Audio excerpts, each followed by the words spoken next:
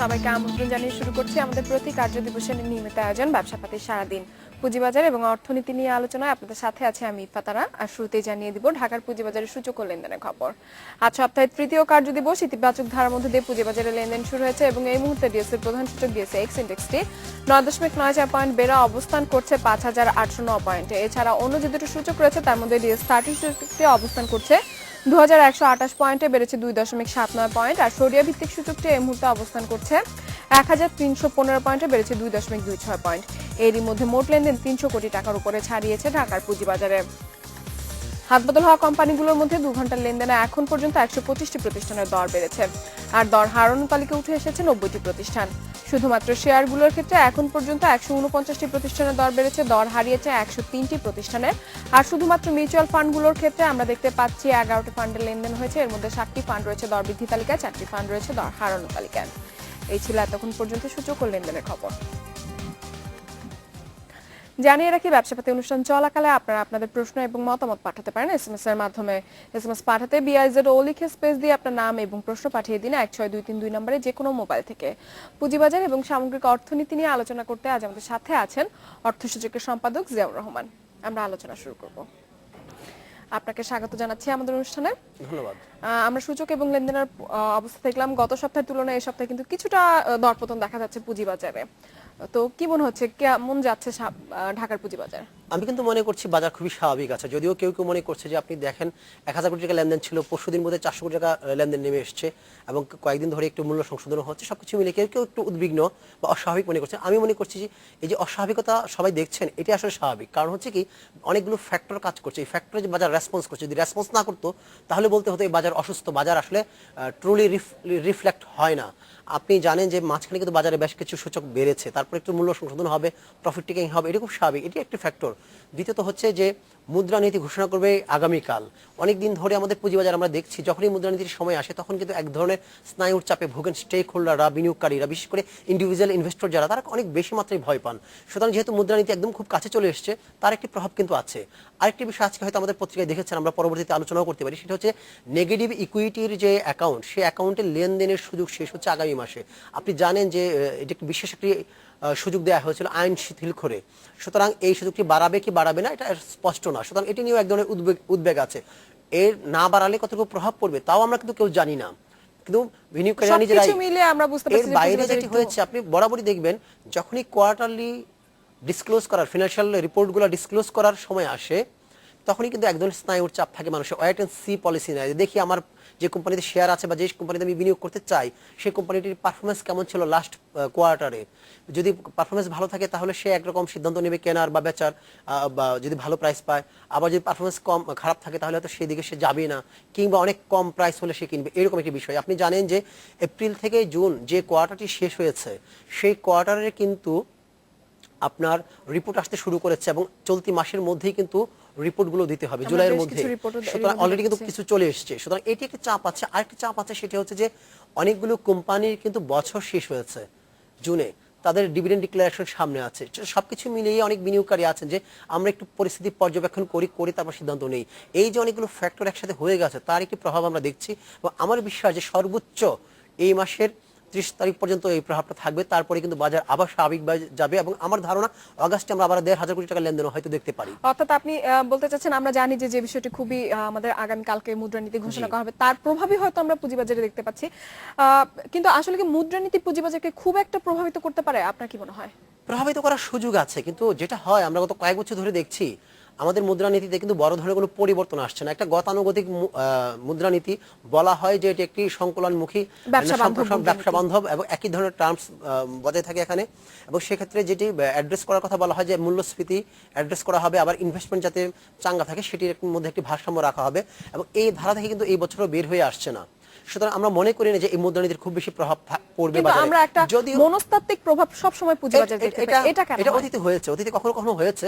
মুদ্রানীতি যখন বেশি টাইট করা হয়েছে মূল্যস্ফীতিকে চেক দেওয়ার জন্য, তখন যেটা হয়েছে বাজারে টাকার সরবরাহ কমে গেছে। টাকার সরবরাহ যখন কমে যায় তখন কিন্তু ইনভেস্টমেন্টের সুযোগও কমে যায়, যার ফলে শেয়ার বাজারে কিছু না কিছু প্রভাব পড়ে, দরপতন হয়। কিন্তু আমরা গত 7-8 বছর ধরে দেখছি যে মুদ্রানীতি ঠিক একই রকম থাকছে, হয়তো নাম বদল হচ্ছে কিংবা যখন উপস্থাপন করেন তখন কিছু বাড়তি বিশেষণ যোগ হচ্ছে, কিন্তু বেসিক যে ক্যারেক্টার সে কিন্তু একই রকম থাকছে, অভিন্ন একই ধারার, থাকছে, একই রকম তার থেকে এইবারও বেরোতে থাকবে, আমরা এটা আমরা দেখছি না। নিশ্চিত মোটামুটি। যদিও এবার একটু কঠিন হবে, একটা চ্যালেঞ্জিং হবে বাংলাদেশ ব্যাংকের জন্য। আপনি জানেন যে অনেক বছর নিম্নমুখী থাকার পর বিশ্ব বাজারে কিন্তু ভোগ্যপণ্যের দাম আবার বাড়তে শুরু করেছে।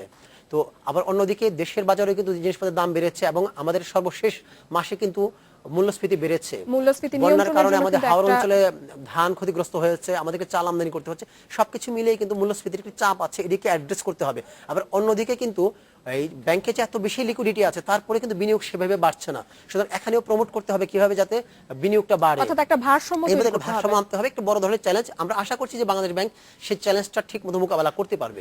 আমরা এই বিষয়গুলো নিয়ে আপনার সাথে আরো আলোচনা করব, কিন্তু তার আগে নিব ছোট্ট একটি বিরতি। এই পর্যায়ে নিচ্ছি 30 সেকেন্ডের একটি বিরতি, সাথেই থাকুন।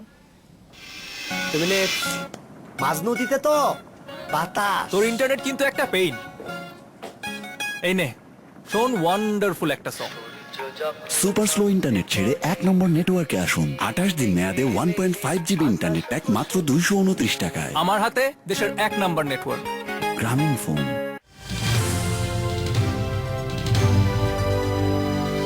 ইন্ডিপেন্ডেন্ট টেলিভিশন, 24 ঘন্টায় খবর।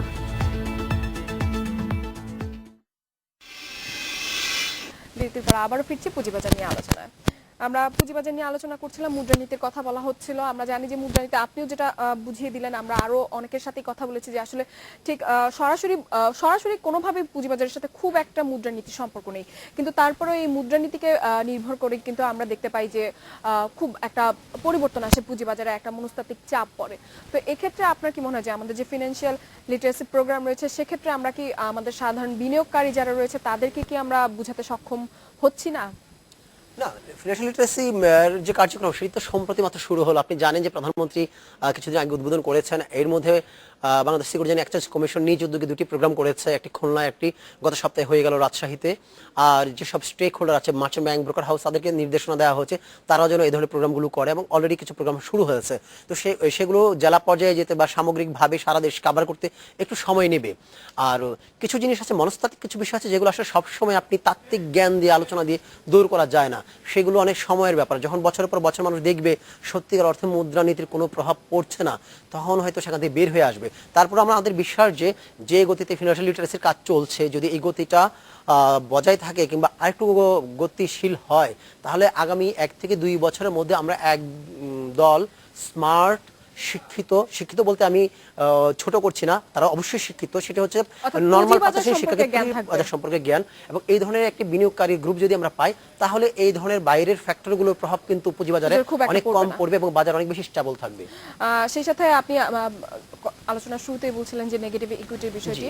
তো যদি আগামী মাসে আমরা জানি 18 তারিখে সময়সীমা শেষ হচ্ছে, সেক্ষেত্রে যদি সময়সীমা বাড়ানো না হয় তার কি কোনো প্রভাব পড়তে পারে? আর যদি বাড়ানো হয় সেক্ষেত্রে তো আমরা জানি যে আবারও লেনদেনের একটা হয়তো স্বাভাবিক গতি চলে আসবে, কিন্তু যদি সময় বাড়ানো না হয় সেক্ষেত্রে যে চাপটা আসবে সেটা সামাল দেওয়ার জন্য কি করা উচিত?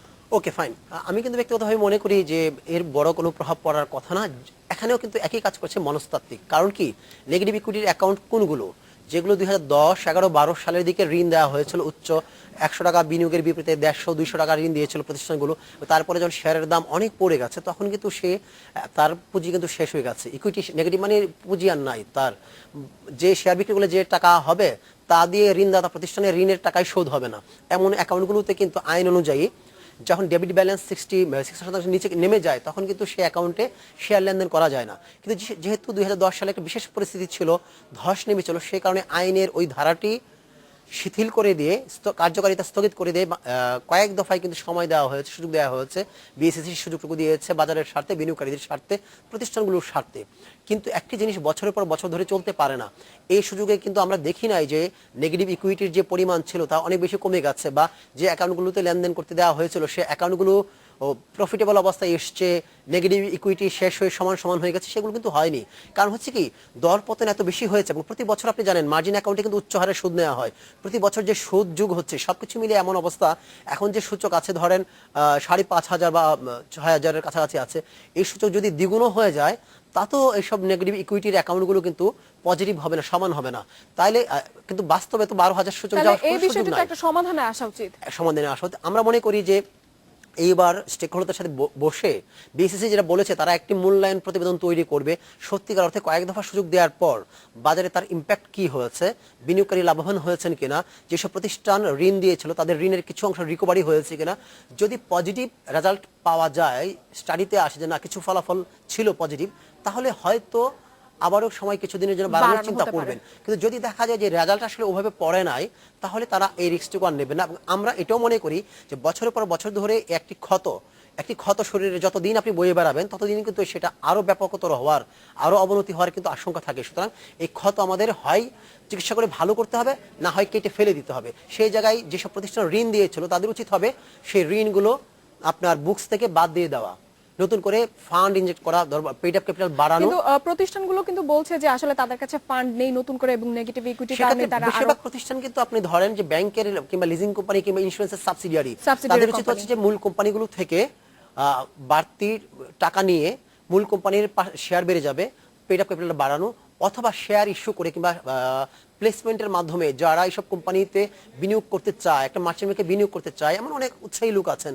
তাদের কাছে টাকা নিয়ে হলেও নতুন শেয়ার ইস্যু করে হলেও ফান্ড রেজ করে পেইড আপ ক্যাপিটাল বাড়ানো, এবং তার একটি অংশ দিয়ে যে নেগেটিভ ইকুইটির যে সমস্যাটি আছে, তাদের যে ঋণের সমস্যা, সেটি একটা অফসেট করে ফেলা। এবং সেটি যদি করা যায় তাহলে কিন্তু তারা একটা নতুন জায়গা থেকে, এখন কিন্তু মাইনাস আছেন, আগামীতে শূন্য থেকে শুরু করতে পারবেন। এবং শূন্য থেকে যখন শুরু করবেন তখন তার কিন্তু ফলাফল অনেক বেশি ভালো আসবে এবং সেই প্রতিষ্ঠানের সাস্টেনেবিলিটি অনেক বেশি হবে।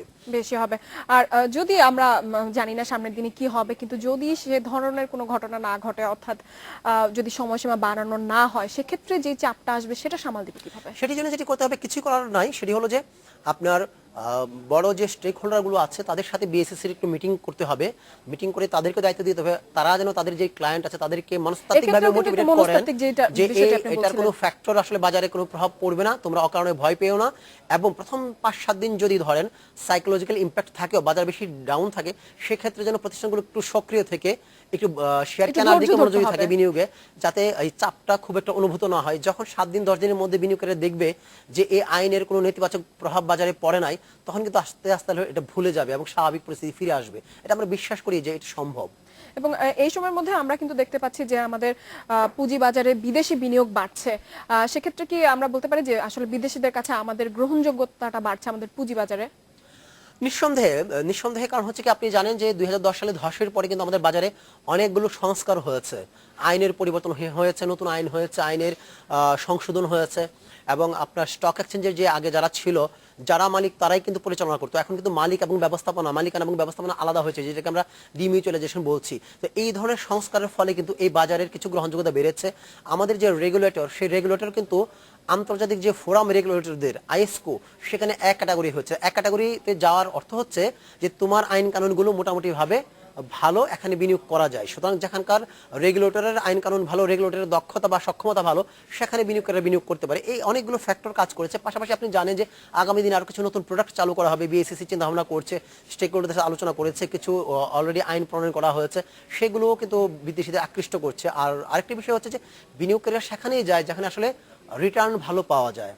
আপনি আন্তর্জাতিক বিভিন্ন দেশের বাজারের সাথে যদি তুলনা করেন, এখন আমাদের বাজারে অনেক বেশি রিটার্ন পাওয়া যায়। অন্য দেশে যেখানে 2%, 3% রিটার্ন পেতে অনেক কষ্ট করতে হয়, সেখানে বাংলাদেশের পুঁজিবাজারে বিনিয়োগ করলে 15 থেকে 20% পর্যন্ত রিটার্ন পাওয়া যায়। সুতরাং বিনিয়োগকারীরা আমাদের বাজারকে এখনো লোভনীয় মনে করছে। এবং আমাদের যেসব ব্রোকার হাউস, মার্চেন্ট ব্যাংক আছে, যারা বিদেশিদের নিয়ে কাজ করে, তাদের অ্যাক্টিভিটিসও বেড়েছে আমরা দেখেছি। এবং আরও কিছু নতুন প্রতিষ্ঠান, যে ব্রোকার হাউসগুলো আগে বিদেশিদের নিয়ে কাজ করতো না, তারাও কিন্তু এখন একটা উইং করেছে, রিসার্চ উইং করেছে, তারা বিদেশিদের সাথে যোগাযোগ করছে এবং তাদের হাত ধরে কিন্তু নতুন কিছু বিদেশি বিনিয়োগকারী প্রতিষ্ঠান, কিছু তহবিল কিন্তু বাজারে আসছে।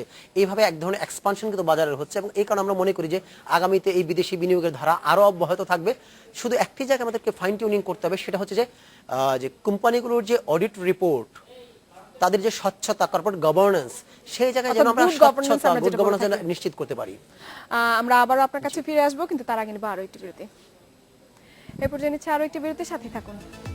বিরতির পর আবারও আমন্ত্রণ জানাচ্ছি ব্যবসাপাতির সারাদিন অনুষ্ঠানে অর্থ সূচকের সম্পাদক জিয়াউর রহমান আছেন আজ আমাদের সাথে পুঁজিবাজার এবং অর্থনীতি নিয়ে আলোচনায়। আমরা আবারও ফিরছি ওনার সাথে আলোচনায়।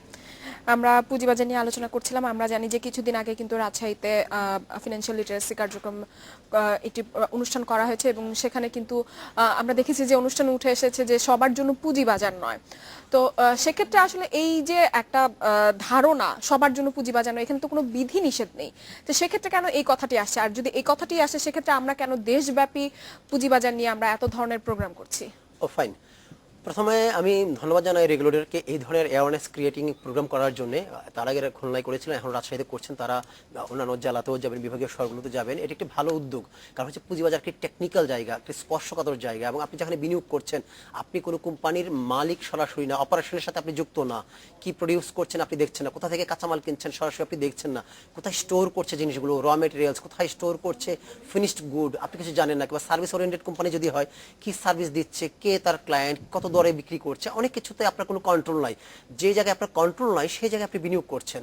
সুতরাং এমন একটি স্পর্শকাতর জায়গা, এবং এমন একটি স্পর্শকাতর আরো বলছি এই কারণে, একটু আগে আমরা আলোচনা করছিলাম যে মুদ্রানীতি ঘোষণা করবে, তার প্রভাব বাজারে স্লো হয়ে গেল, বাজেট হবে, বাজেটের একটা প্রভাব আমরা দেখতে পাই। সুতরাং অন্য অনেক ব্যবসার সাথে কিন্তু এই ধরনের বলবো যে বাইরের যে ফ্যাক্টরগুলো আছে, একটা মনস্তাত্ত্বিক যে বিষয়টি আমরা বারবার সেগুলোর কিন্তু এতটা প্রভাব থাকে না, কিন্তু পুঁজিবাজার কিন্তু প্রভাব থাকে। সুতরাং এই যে একটি জায়গা, টেকনিক্যাল জায়গা, স্পর্শকাতর জায়গা, সেই জায়গায় যদি আপনি বিনিয়োগ করতে চান তাহলে আপনাকে জেনে বুঝেই বিনিয়োগটা করতে হবে। এবং আপনি যে কথাটা বললেন, যখন যে কথাটা উঠে এসছে, আপনি বলতেন তাহলে কি বিধিনিষেধ আছে? বিধিনিষেধের কথা না, ওনার কিন্তু ওয়েলকাম করছেন বলেই কিন্তু সারা দেশে যাচ্ছেন। কিন্তু বোঝাতে চেয়েছেন যে আপনি না জেনে না বুঝে অন্ধের মতো বিনিয়োগ করতে চান, বাজারে আসতে চান, তাহলে আপনি কিন্তু এই বাজারের জন্য আপনি না। কে এই বাজারের উপযোগী, কাকে আমরা ওয়েলকাম জানাবো? তাকেই জানাবো যিনি বাজারের মৌলিক বিষয়গুলো জানবেন, বুঝবেন, একটি বাজারের ডাইনামিক্স কি, ইপিএস কি, শেয়ার কি, পি রেশিও কি, এবং রেগুলেটরের এখতিয়ার কতটুকু, স্টক এক্সচেঞ্জের দায়িত্ব কতটুকু, এজ এ শেয়ার হোল্ডার আপনার কতটুকু অধিকার আছে, এজ এ আপনি কি কথা বলতে পারেন, কিংবা আপনার কি এখতিয়ার আছে, সবকিছু মিলিয়ে জেনে শুনে যদি আপনি বিনিয়োগটা করেন, অংশীদার হন, তাহলে হবে কি আপনি এই বাজারের ঝুঁকিটা মোকাবেলা করতে পারবেন। এটি একটি বিষয় বলা হচ্ছে। আরেকটি বিষয় হলো যে অনেক মানুষ আছে যে তার খুব একটা টাকা নাই, সঞ্চয় নাই, সে ঋণ করে বাজারে আসছে, এবং বাজার যেহেতু স্পর্শকাতর, এখানে ঝুঁকিও আছে, পুঁজি হারানোর ভয়ও আছে। অনেকে কিন্তু ঋণ করে আনার পর যখন এখানে পুঁজি থেকে হারিয়ে ফেলেন, তখন কিন্তু সেই ঋণ আর শোধ করতে পারেন না, এবং তখন যে মানসিক চাপে পড়েন, এটা কিন্তু আমরা চাই না যে কোনো মানুষ বিনিয়োগ করে এসে অসুস্থ হয়ে পড়ুন, আত্মহত্যা করুন, কিংবা তারা রাজপথে নামুন, তারা রেগুলেটর সম্পর্কে কিংবা পুঁজিবাজার সম্পর্কে বদনাম করুন, ভুল ধারণা তৈরি হোক। এটি চান না রেগুলেটর, আমরাও চাই না। আমরা চাই যে যার অ্যাক্সেস তহবিল আছে, বাড়তি তহবিল, আপনি দৈনন্দিন খরচের বাইরে আপনার টাকা আছে, সঞ্চয় আছে, সেই সঞ্চয়ের একটি অংশ আপনি বিনিয়োগ করুন।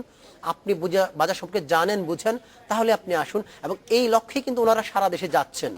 ওনারা কিন্তু আসলে চান সারা দেশে ছড়িয়ে দিতে, এবং সবাইকে কিন্তু স্বাগত জানাতে চান। কিন্তু তার আগে তারা যেন প্রিপারেশন নিয়ে আসেন, এই কথাটা সাধারণ একটা পুঁজিবাজার সম্পর্কে যতটুকু জ্ঞান আছে সেটা যেন তারা জেনে যখন এরকম একটি স্মার্ট, এডুকেটেড এবং ক্যাপাবল ইনভেস্টর গ্রুপ তৈরি হবে, তখন কিন্তু এই বাজার অনেক বেশি স্টেবল হবে। এখন যে সামান্য হুজুগে গুজবে বাজারে এত বড় উঠানামা হয়, বাজারে দরপতন হয়, অনেক সময় আবার আকাশচুম্বী হয়ে যায়, তখন কিন্তু সেটা হবে না। বাজার অনেক বেশি রেশনাল আচরণ করবে, এবং যত বেশি রেশনাল আচরণ করবে তত বেশি মানুষ নিরাপদ থাকবে, তার পুঁজি হারানোর, ক্ষতিগ্রস্ত হওয়ার, লোকসান দেওয়ার ঝুঁকি কিন্তু তত বেশি কমে আসবে। সুতরাং আমরা চাই যে এই কার্যক্রমটি আরও বেশি করে ছড়িয়ে দেওয়া হোক, এবং ছড়িয়ে দেওয়ার স্বার্থে আমরা মনে করি যে বিএসসি আরেকটি কাজ করতে পারে। অনেক দিন ধরে কিন্তু ব্রোকার হাউসগুলোর কোনো ব্রাঞ্চ দেওয়া হচ্ছে না, শাখা দেওয়া হচ্ছে না।